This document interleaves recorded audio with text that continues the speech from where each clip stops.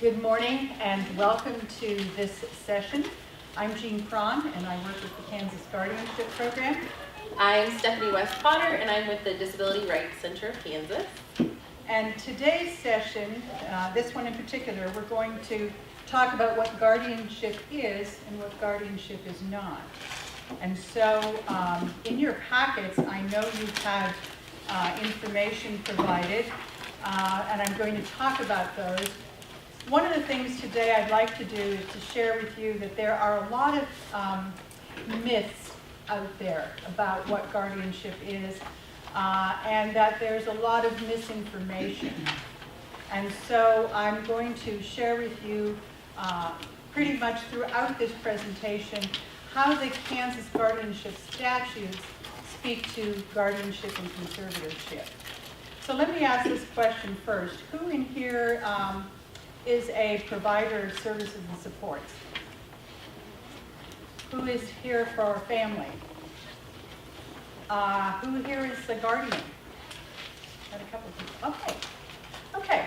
Well, there's a lot of information that I want to pack in today together with Stephanie so that you will be armed with information that hopefully will help clear up questions that you have as we go along the way. So the first thing, can you all read this fairly easily?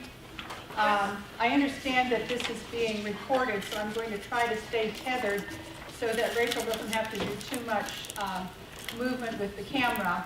So, and I'm going to be my own progressor moving this slide set because the clicker doesn't work.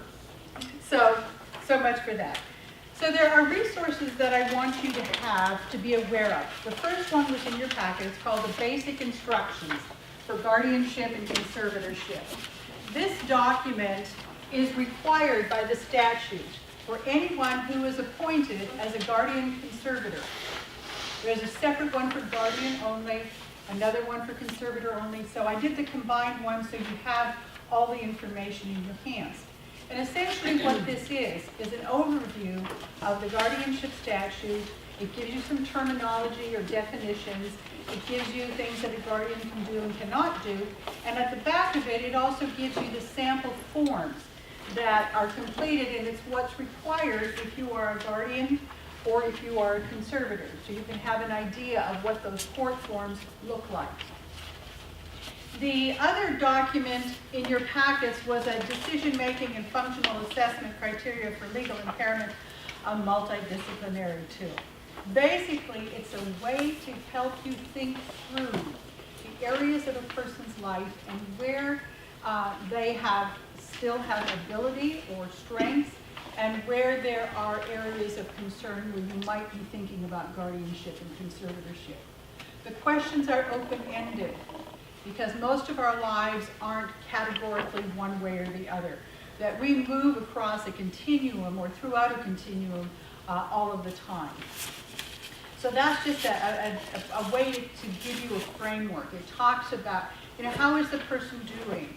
What kinds of, have there been some kind of events or historic events that maybe have impacted their lives? And we'll talk a little bit more about some of those kinds of things. And the third document is one that is put out by the National Center for on Law and Elder Rights, and it's a practical tool, a decision-making guide for guardians and lawyers. And basically, it gives you just a way to think about, again, another way, it's a little bit shorter, you're not working through the details, but it gives you a way to think about, is a guardianship needed? Is it a presumption that a guardianship is needed? And this talks about it as you don't automatically assume that that's what's going to be needed. So those are the resource tools that you have now in your toolbox. And I've talked already about all of these, so we are moving through these slides. One of the things I wanted to talk about is the statute and how it was intended to be used. So first of all, every state and most countries will have some kind of statute that speaks to if a person is not able to make decisions for themselves, is there a process, a legal process that can be put in place? And so The other thing that when it talks about the intent of the statute is that it should be used as a last resort. That we want to look at all of the other lesser restrictive ideas and interventions before we look at guardianship. And so today, you're here to be talking and learning about supported decision making, and that becomes then another tool in the toolbox. And Stephanie's going to talk about that continuum in just a minute. The other idea or the concept is that it was not necessarily intended that it be a forever guardianship. And that there's ways to make changes if need be. There's ways to have that guardianship be modified possibly, and if the person no longer needs a guardian, a way that can change. So the first thing that Stephanie's going to talk about is there's sort of a continuum of alternatives, or things to consider when a person may need help in some way, shape, or form. You know, I think it's so easy to automatically think, oh, this person needs a guardian, I need to step in right away and get the documents in. But there are so many other options that you should explore before you get to that point. Just informal community interventions, having family and friends that are in the community that are able to help out. Bill payment assistance, that is another great resource of just having someone that can take some financial responsibilities. Social services through DCF and KDADS and the CDDO. There's so many resources there. There's also just the durable power of attorney for finances or healthcare. I will say for myself, I have bipolar disorder, and at one point in my life, I was not able to make decisions for myself with healthcare decisions, and I was not at the point where my parents needed to come and step in and have a guardianship over me. But they were able to get durable power of attorney to take care of my health care and finances. Saved me a lot of bills later on for not being able to just spend whatever money I wanted to spend. Also just a voluntary conservatorship. That is something that someone can say, hey, I'm ready to be getting help myself and not, jumping in and taking over for someone if they're able to make that decision that they want some support there. Also, there is a guardianship plan, which we'll talk about. Is it this one? And we'll talk about that a little bit later. And then again, there is the full guardianship or conservatorship. So I can't remember if I added supported decision making. Obviously, I did put it in here. One of the things that I want to talk about is the issue of capacity, or being able to give informed consent. And I know there were some questions earlier on in the presentation that was done, and you're welcome to raise your hand if you have a question. But one of the things that let me go back just a moment, but when we talk about power of attorney, durable power of attorney, we have to look at what is the person's ability to give informed consent. Guardianship, one of the pieces that I want you to take away is more about legal decisions, not those what we talk about as our human rights kinds of decisions. A guardian can be supportive of those, they can help advocate for those, but some of the more day-to-day routine kinds of things are not necessarily ones where the guardian makes a decision. I was talking with a person earlier, and we were talking about, my personal choice is that I color my hair. There are people who don't color their hair, and they don't think that should happen. We get into those personal choices about, do you want a tattoo? Do you not want a tattoo? All of those kinds of things. But those become personal decisions, and they also become financial decisions. What's possible for you? What's possible for me in my financial budget to make some of these things happen or not happen?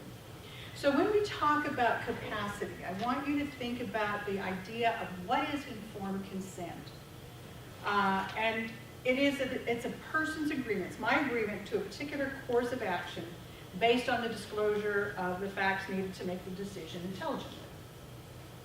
So medical decisions are really one of the biggies in our lives.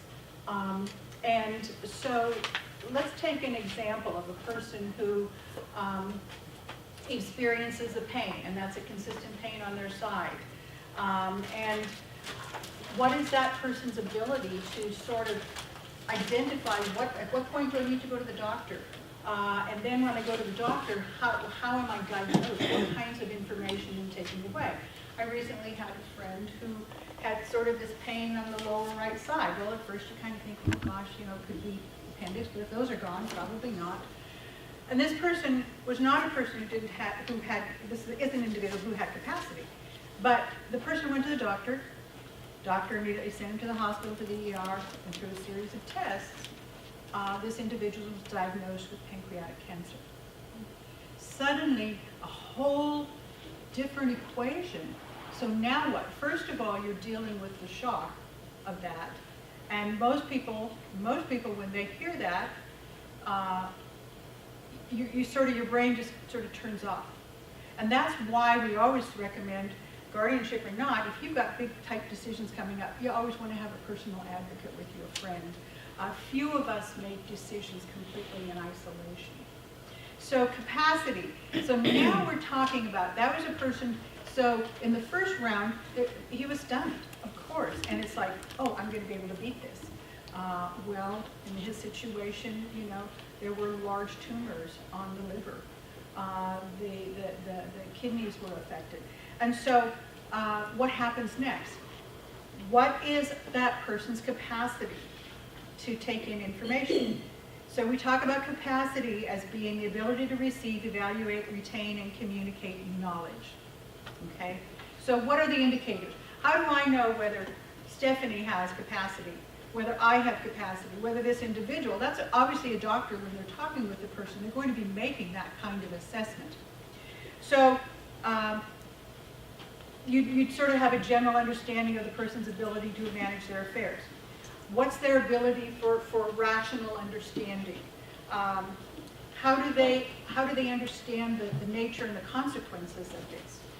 And this is over a longer period of time. It's not in the exact moment that you're sitting in the doctor's office, because most people have to go home, they do more research, there may be subsequent medical appointments to learn to make those kinds of decisions. And then what is the person's ability to sort of make that reasoned decision?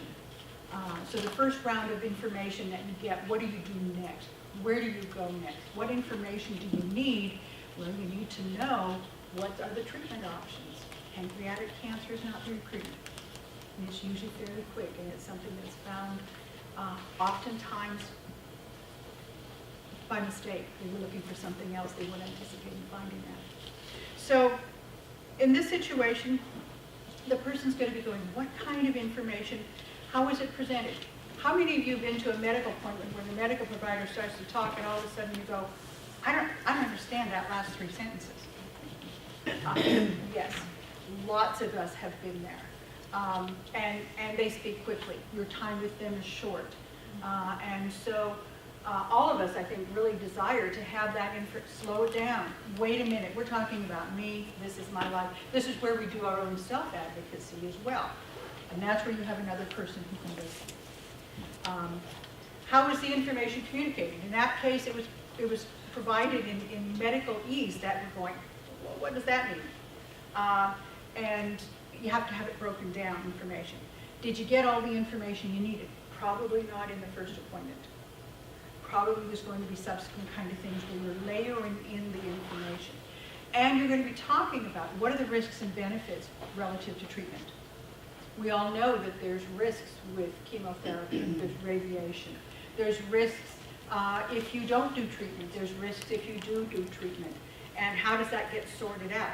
So the other piece to informed decision making is that when you make the decision, it's a voluntary one. It's not somebody saying, Willa, if you don't do what I want you to do, then I'm going to make sure that you don't see your grandchildren.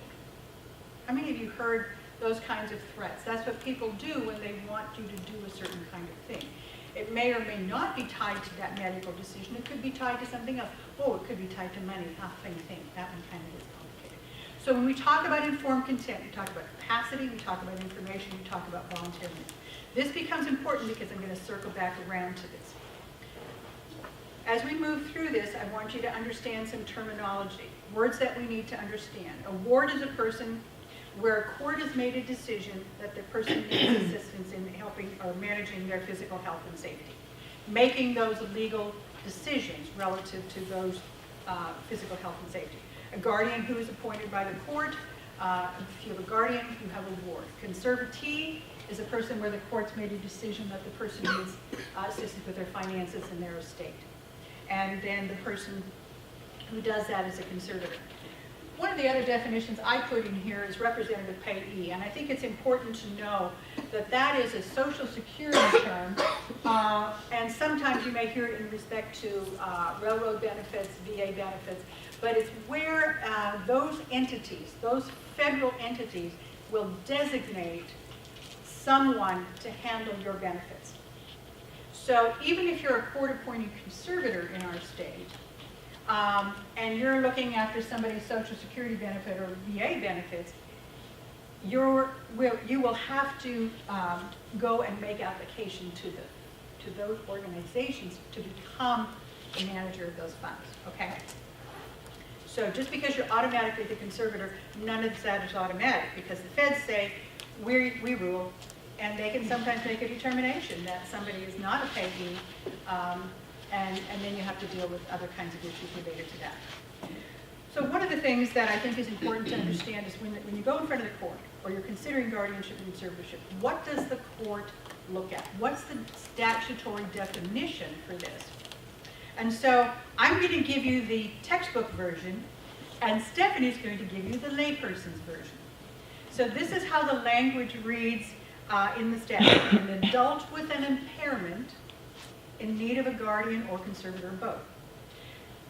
There's also under the statute, so that you are aware, there are an option for minor guardianships in those situations where a minor child may need another person to be the guardian rather than their biological or their natural parent.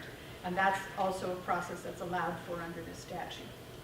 The other thing I want you to know and take away from this is that this statute in Kansas covers any and all types of situations that would fall within this definition.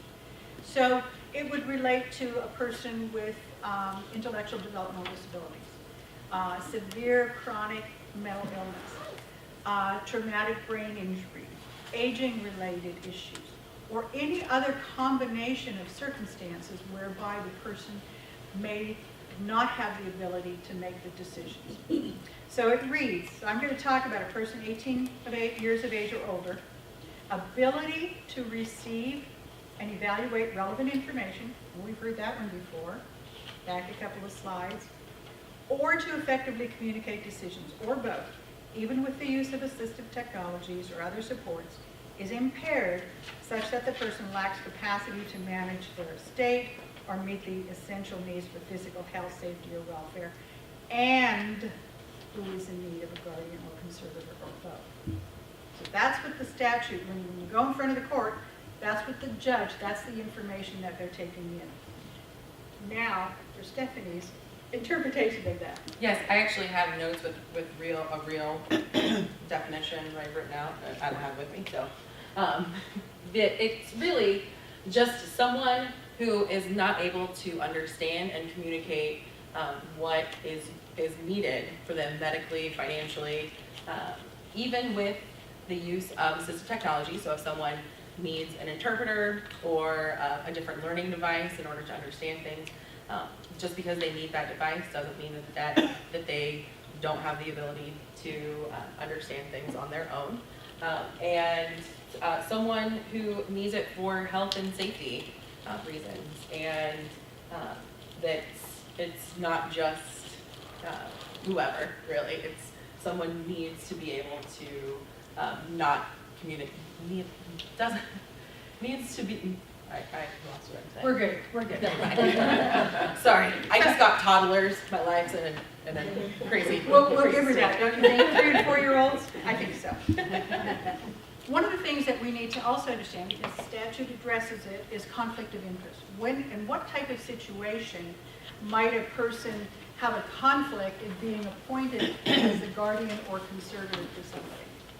So a conflict of interest really comes in with financial situations.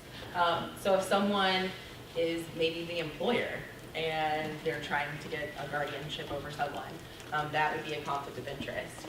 If someone has, if someone is, say they're living with the person and they're wanting to get a loan in that person's name, that would be another conflict of interest there.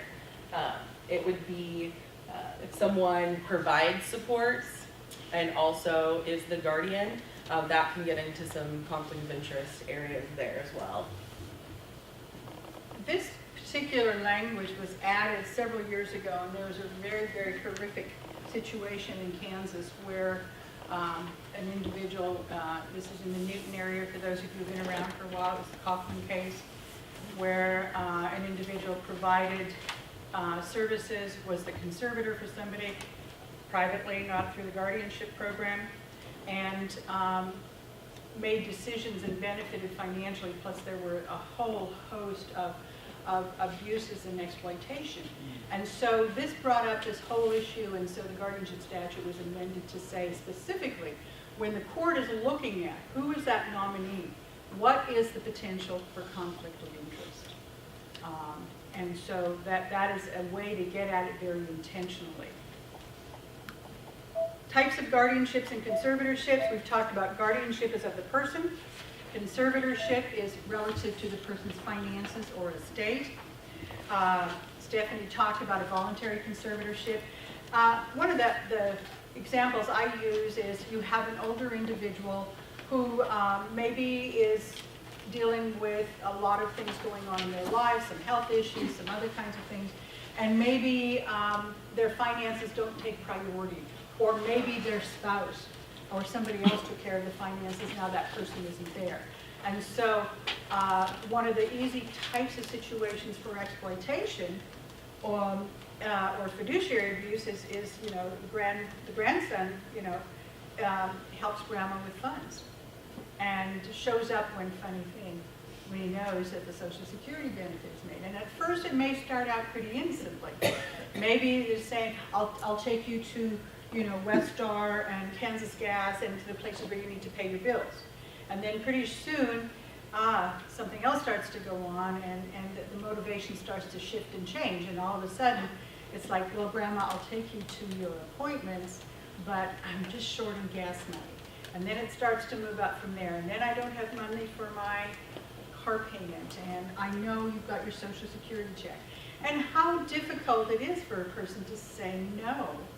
And then it can move up to sort of that next level where it starts the coercion. If you don't do this, this and this could happen. And so while the person doesn't necessarily lack capacity, she is vulnerable. And are there some ways? So there is a process whereby you can go to court. It doesn't mean that there's a determination of a disability or impairment, but it just provides that oversight. It requires a bond to protect the funds and somebody to handle the funds to the extent that that needs to happen. I talked about minor earlier on. There's an option in the statute. It's called a minor with an impairment. So there may be a situation, let's say that an adult or a young adult under the age of 18 has pretty severe disabilities. They're living with a grandparent. The grandparent becomes the guardian. You can do it so that if it's clear that the disability is going to continue after the age of 18, that if you're close to that date, you can put it in place once and it continues. And that isn't used as too frequently, I don't think, but it is an option so that you don't have to go again when the person becomes an adult to go back to court, because there's some cost involved with this one. We have an option by statute for a temporary guardian or a conservator, and that's a situation, and the statute speaks to as the person in imminent danger. One time there was a situation, and I was struggling to understand this one, where the person was pretty unhealthy, mentally unhealthy, and had taken and put a knife up to somebody that they were going to hurt them, and so that situation became one of possible imminent danger to the person themselves and to others. In that particular case, and there may have been other information pieces I didn't have, but it did not become a temporary because the judge didn't think that that was imminent danger. I don't know whether had the knife gone in, that would have constituted a danger, or whether it was just holding it up. It's sort of an absurd example, but you have to look at the details, because when you put in place a temporary guardianship or a conservatorship, it is where you prepare your paperwork, you take it up to the court and say, this is the situation with Willa. Her situation is so serious that if we can't do something now with a person who can give informed consent, there's severe consequences that can happen. At the same time, you file your paperwork for your full guardianship and conservatorship, which continues, but it's an ex parte order, which means all the due process pieces aren't in place. So the court has to take that information based on the emergency of the situation and make a determination. Those generally are set for 30 days. You can set them to continue. Sometimes you can address the crises and it doesn't need to continue. Other times you have to look at putting a guardianship in place. Let's say you have a guardianship established already. There's an option for what's called a successor, where you go back to court and say, Jean Krahn is no longer able to serve as the guardian conservator because of these reasons, but Stephanie is willing and able to step into place, and it does not require that whole redetermination of disability or impairment is done again. It can sometimes be re-verified. Do we still really need this? And that can happen in some situations as well. We have a statutory option for standby guardian in a situation where a family member, maybe a somewhat older parent, is the guardian for their adult child. They're worried about what happens if they're not able to continue, but maybe there's another adult child who maybe is available. You can go ahead through the statute and name that person already so they can step in if there's an issue. Okay? There's also some requirements that you have to report to the court, et cetera, so there's nuances with that. There's also an option for co-guardianship and co-conservatorship. So if we're doing a guardianship for Jean, there can be 2 different people who can be my guardian, or even 3. Now you can start imagining how complex that gets. But there are some situations where it's appropriate that both the people in the situation should be the decision maker. You can set it up so that it's in tandem. Both people have to make the decisions, provide the consents, or you can set it up so either or. So that's another option. Clearly, if you're thinking about that, and there's benefits to that, you also want to be aware that there's some downsides to that. And I remember years ago taking a call, and it was a family situation, and the couple had become divorced.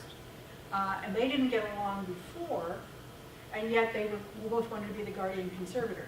And so you have to talk about the issues that can come up with that and the problems that can occur with that. The next part of what I want to talk about is to give you a context for guardianship, and how does the statute talk about what I call the building blocks, sort of the framework or the foundational pieces of guardianship. Because this is one of the places where there's a considerable amount of misinformation. So first of all, the statute talks about, and it kind of gives you a global picture, it gives you a big picture look. And it says, in making decisions, this is what the guardian needs to do. They need to exercise authority only as necessitated by the person's limitations. So this becomes a matter of being able to know the person and figuring out where do they need those legal decisions. I'm not talking about those personal ones. As a guardian, I can't say, I would like for Stephanie to have a shower. I would like for her to get her hair cut and for more personal care. I can't make her do that. In the same token, if she were my guardian and I wanted to dye my hair green, that's a personal choice issue, and I can do that. It's not a guardian decision. And that's where I think there's a lot of misinformation, because you find situations where guardians would like to exercise authority that really isn't theirs. It's not been given to them. So authority to make decisions based on the person's limitations. Now, one could make an argument, and I don't think it's a very sound one, to say, Jean's not very balanced here because she wants to color her hair, because hair color can be bad for you, and your hair could fall out, and all these extreme things. On the other hand, it means she doesn't look like she's 67 years old. I'm just saying. Okay? So I mean, that's sort of taking some things to be observed, but you also know that young people and other people, regardless of age, have individual personal preferences and desires and exercise those. So obviously, I always like to take the more observed ones, but these they are serious because they're important to the person. So the next part talks about encouraging the person to participate in making decisions that affect them. What a concept. Because most of us, if you involve me in decision making, and we can talk about it, we may disagree on it, but when we talk about it, it involves me, and that's what guardianship needs to be about, and this is what the statute framework talks about. It's not about this coming down, dictatorial, this is how it's going to be. Although people try to exercise it that way. But I'm telling you, here's how the statute creates the foundation of pieces. Encourage the person to develop or regain the skills and abilities necessary to meet their needs. If you have a person that you're the guardian for, or guardianship gets put in place when a person has a severe stroke, we all know of situations where that person can regain a great deal of autonomy. And we also know situations where that doesn't occur. So, you know, if you were the guardian, what would you be wanting to do? You would want to be concerned about what kinds of therapies, what kind of added supports and services can go in place for this person to hopefully that they can regain the skills. And we always want that with older people. Why don't we think about it in the same way with a younger person to gain those skills? Consider the person's expressed desires and personal values to the extent known. What a beautiful concept. Again, in getting to know the person, getting to learn about who they are, what are their wishes, how have they lived their lives. Sometimes we can't tell that, or a guardianship may be implemented because the person had no familial connections, and we work with those kinds of cases in the guardianship program, where there's no family, willing or appropriate. So it means that you have to get to know the person to the extent that you can. And most people can give you an indication about what they like and what they don't like. Maybe it's not verbally telling them to go away or something to that effect, but we're able to communicate most of the time, our likes and our dislikes. And we have to learn how to read those and understand those. Guardianship is about assuring the personal, civil, and human rights of the persons are being protected. And that's making the decisions where they're needed, not necessarily where you think they have to be because you have a different understanding of belief. And to act in the person's best interest. So that's part of the framework that the statute gives us. The next thing that the statute does is it talks about, it sort of takes it from that global sort of big picture thing and says, okay, we're going to start teasing this down because there's some things specifically that we want you to give more consideration to. It says provide for the person's care, treatment, rehabilitation, education, support, and maintenance. Does that mean you literally do that yourself? No. Maybe in a minor child situation, you're working with the school system, you're working with therapists, you're working with doctors. There's a whole host of players out there. But your job is to assure that the person's getting access to what's available for them. Provide the necessary consents. Okay? And remember, we're talking about the legal related types of consents, not those personal human rights choices. Also, to make sure that someone is in the least restrictive environment as possible. A guardian can't just say, well, I'm your guardian now and I want you to go to a nursing home because it's a lot easier for me, I don't have to worry about you. It has to go back through the court system in order to make that decision to move someone into a restricted setting like that. The whole debate about what constitutes least restrictive, you know, you can get into a whole philosophical, a practical debate on all of this. But the whole idea is, and I think for those of you who have worked in either the aging system or the intellectual developmental disabilities system, you've seen huge shifts in our state and nationally as well, moving away from a more structured, institutionalized type setting to more community options. And we still have some ways to go, and we still have some significant challenges with that because it relates to what are the available supports and services to be for that person and around that person so that they can be safe. And in some situations, you know, on the very extreme ends, you get into, and it becomes a matter of resources in terms of what's available. Do you have home health options? Do you have homemaker services? And we all know that 81 and West, that gets problematic because you just don't have as many resources. You have access, and it becomes much more of a challenge. You have a question?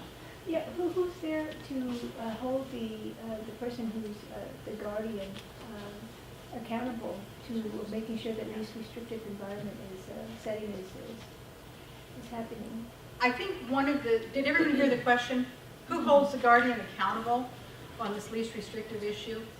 I think one of the big changes that I've seen in the whole delivery of services, I'm going to call it, is that there are a lot more regulatory pieces that are in place and practice pieces whereby you must have a care assessment. You need to look at what your needs are and where can that be served and what's available to serve you. So we already have in the system some systemic places where they're saying, if you're working and I'm going to use the IUD system, everybody knows what I'm talking about. You have your bases. You have your team looking at what does the person need, what is the strengths, where do they need supports, and where can those be provided. And so there's a lot more regulatory pieces that are put in place by KDAS and Department for Children and Families that say you have to explore all these things before you get to this one. So the facilities have protocols that they have assessments that they should be dealing with to look at that. If you have a specific situation, I can maybe talk with you about that later. But in general, pretty much any place, if you're trying to get financial assistance through Medicaid, there are a lot more pieces in the equation that you have to go through to encourage, to educate. It's probably one of the biggest pieces. And I think one of the places that I think there's sometimes a lack of knowledge of what's available is you start getting into the medical realm when you have a doctor who says, well, they need to be in a nursing home. Well, what are the person's needs? Are there other places? Are there less restrictive places? Certainly assisted living is one of those. We have health homes. And some of those options are being expanded. But as you're aware, they all cost money, and it depends on how you can pay for these. And so we really have that kind of disparity with money or no money resources and the huge costs that are associated with that. So guardian and conservator, guardian is responsible to assure the person receives the necessary and available medical care. And where do they do that? Can you change a medical provider? If you don't like who is providing your mental health provider services, your therapist, most of us say, if that's not working for me, I'm going to seek out something else. The challenge comes down to what's available in the community, how far you have to drive. And sometimes you're bound by limited resources. So that's one of the challenges. And I know anybody who is in Salina and West does a lot of driving to help their individuals get supports and services, whether that's Wichita, Kansas City, Denver. There's a lot of windshield time for that. So guardians' responsibilities are to promote and protect the comfort, health, safety of the person, make determinations relative to funeral arrangements. There are some other statutory limitations. What does that mean? That means that decisions relative to if I pass away and I have a guardian, can the guardians make the decision about whether it's cremation or whether it's burial? Hopefully, they've had a conversation with me before and could get some sense of that. In the case that they couldn't, then other statutes come into play. And this is part of what funeral homes have to deal with. There's a hierarchy of who can consent to cremation. And it starts out with family members, adult children, and it works its way down. And guardians are number 6. And so really, the funeral home's responsibility is, if they're doing their due diligence, and they should be, is to either eliminate or make reasonable efforts. Again, to remind you, the people that we work with in the guardianship program, lots of times family just isn't available or isn't appropriate or maybe has predeceased the person maybe the person had been long-term institutionalized, was now in the community, and we don't have a lot of that background information. So things related to donation of organ donation. Again, there's a hierarchy long before you get to the guardian as to who can provide or who should be providing consents to that. So relative to funeral. Yes. I had a situation years ago that I had a gentleman in the nursing home. He had no family, nobody. And when it came time for when he passed, he had no money. His Social Security went to the home. I was his conservator. There was no money. He couldn't save any money in the banks or anything. He told me, and this is because it weighs on my mind all the time, in our talks about his funeral arrangements, he says, I do not want to be cremated. And I said, okay, so I wrote that in my notes. And he wanted to have a certain funeral home in the area to take care of it. And I says, have you made arrangements with them yet? And he said, no, I have not. The man, I had him for a couple of years, and the man finally passed away. Do you think I could find those notes that I wrote down years before? No, I couldn't. He didn't have any finances, so I went to the funeral home that I thought that I wrote down. They said, no, we don't know this gentleman. And I said, well, can you help me out? And he says, well, we'll have to cremate him because that is the finances. He doesn't have any, and the government will help me out, the funeral home person.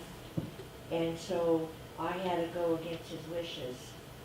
And that weighs on me terrible to this day that I couldn't follow his wishes. But he did the nursing home that he was in. We had a nice memorial for him.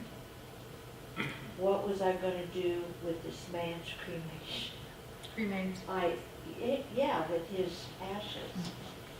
It just so happened that his girlfriend, and he was in his 80s, his girlfriend had a guardian. She was in another nursing home. And that guardian happened to be a preacher of my gentleman years past. So he came to me and he says, I have made arrangements because my ward, we already have her burial spot and picked out and everything. And I have made arrangements for him to be buried at the foot of her grave when she passes. Oh my gosh, I said, thank you so much. Because It weighed on your heart. Yes, yes. But I still have that unfeeling thing because he didn't want to be cremated, but we had to go that way because of the finances. So sometimes that brings up when you can't do their wishes. And it's an example, probably one of the most difficult ones, is the end of life kind of things in terms of resources. And again, it comes down to what is available. And if there were no funds for prearranged burial funeral arrangements, then sometimes you are left with really no options. And you have to take that next step. The other thing that I am aware is it sometimes varies, but sometimes funeral homes will work with you and they will absorb that cost. It just depends on who they are, where they are, how long they've been doing, how many of these they've got, what kind of options they have for payment. But you're absolutely right. It's heart-wrenching because what we do want to do is honor. And some people's circumstances don't allow them to set aside funds even in their day-to-day for that funeral burial. But it's a tough one. What is our end time? You got 7 minutes. I don't get to go to noon? It says 11:45 and then a break before lunch. You guys, I'm not done yet. So I'm going to pick up the pace, and if you need to go, I'm going to say go ahead, and I'm going to just try to get through at least the pieces that I want you to know. Guardian limitations, I usually do this in about a 2-hour session, so you can see it's tough for me to cover and also answer questions. Guardianship limitations, flat out, there are things a guardian cannot do. They don't have the power to do that. To prohibit the marriage or divorce of a person, consent to termination of parental rights, performance of experimental biomedical behavioral procedures, control over the person's funds unless it's $10,000 or less, and that's specifically put into their guardianship papers. They have to get court authority to set up a trust, a special needs trust or other type of trust, different from the funeral, burial, irrevocable trust. Consent to the adoption of the person. I'm going to get quickly. Placement into a treatment facility which constitutes Lawrence State Hospital, Osawatomie, Kansas Neurological Institution, and Parsons State Hospital, and some small bed ICFs-MR.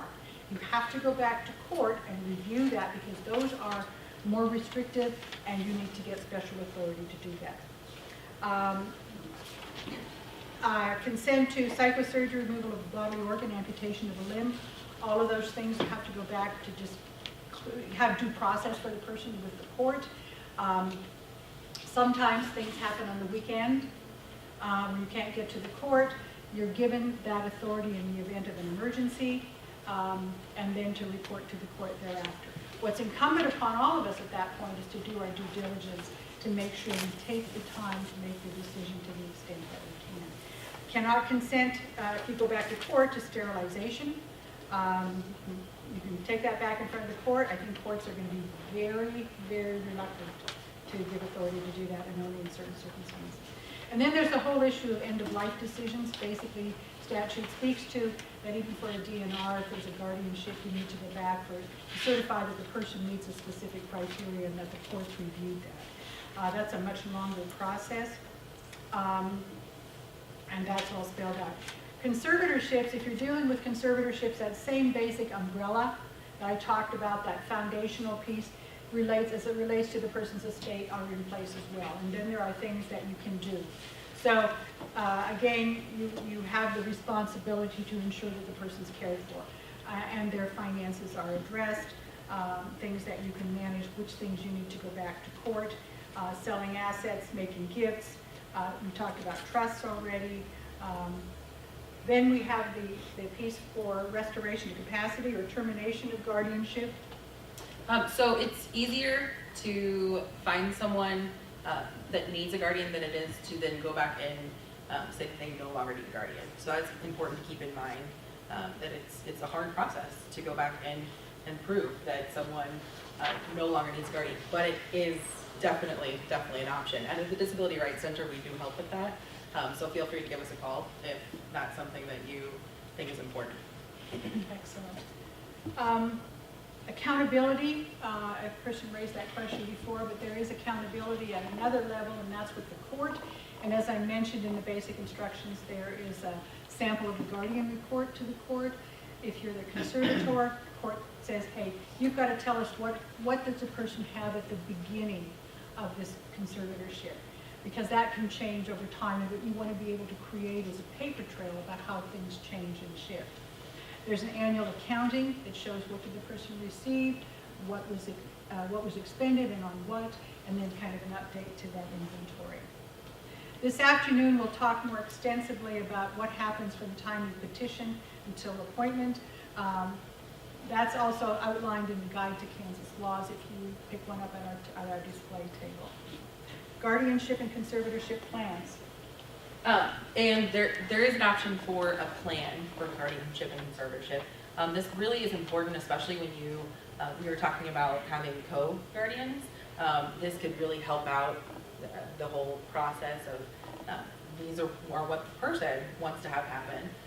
And it can provide information on where the person's going to reside and where they're going to receive services. But it is not limited to employment, volunteering or service activity, and it can't say who the person may associate with. You go ahead. Generally, it's a way to make the court aware that this person has some abilities. Even though there's a lot of misunderstanding. If we go way back to the beginning of the presentation, where I said, you make decisions where the person has limitations. Sometimes the complexity in the situation are such that you want to get it back in front of the court and saying, because there's a different kind of risk that's involved, and you want to make the court aware. And so that's a place that you can get that documented and in front of the court. And that is the end of our presentation. There's costs involved with guardianships and conservatorships. Your petitioning attorney, there's going to be a cost. There's going to be a cost related to, because due process allows that there's a court-appointed attorney to represent the individual. Generally, the assessments or the required evaluations are covered by health insurance if the person is Medicaid. So it is costly to do, which is also imperative as to why you want to look at and consider all those other things on that initial continuum that we talked about right at the beginning, on that continuum. And that's why supportive decision-making might be something that you want to consider. It may not be viable. It may be that the circumstances are such that they're past that point. One of the things and one of the concepts that's been around for 20 years or more is the whole issue, the whole idea of person-centered. And if you're truly implementing that with what the intent has been, you're going to get a lot closer to what the person's wishes are and their desires are. And we all know that if it's about me and I have a buy-in on it, the odds are that I'm going to have a somewhat better likelihood of something happening. I will be around, as will Stephanie. Thank you for your attention. We'll recap some of this and then talk a little bit more detail about what the whole legal process is this afternoon. So we're available for questions later, and you may take your break and capture lunch. So thank you very much.